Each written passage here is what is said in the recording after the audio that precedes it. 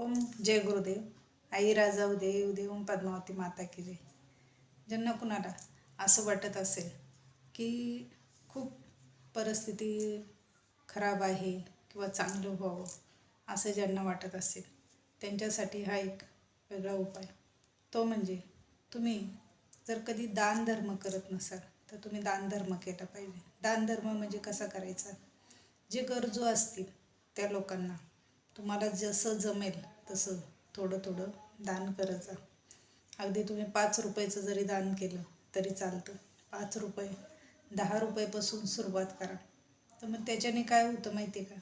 जे गरजू आहे त्या गरजूला मदत करा.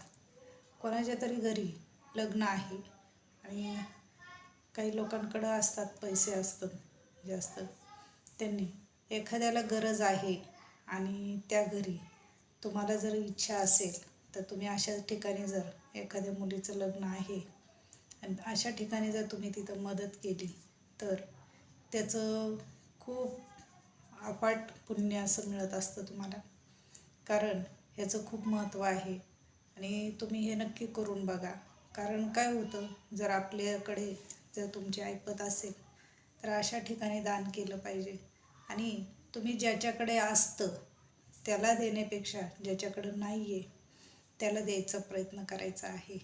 आणि अन्नदान तर सर्वश्रेष्ठ अन्नदान असतं. तर अन्नदान पण करायचा प्रयत्न करायचा आहे. त्याच्याने पण ज्यांना पैसा खूप असतो पण मानसिक शांतता नसते, सुख नसतं, मग अशी लोक काय करतात?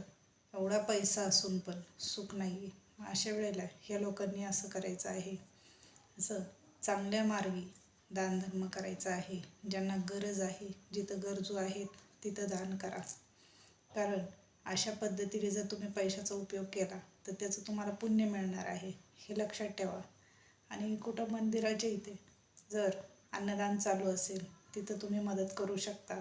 कोणाला तरी खूप तुमच्या डोळ्यासमोर कोणी आजारी आहे किंवा खूप पैशाची गरज आहे, अशा लोकांना जर तुम्ही दानधर्म केला तर तुमची आजारपणं पण टळतात आणि खूप सुख लागतं याच्यामुळं.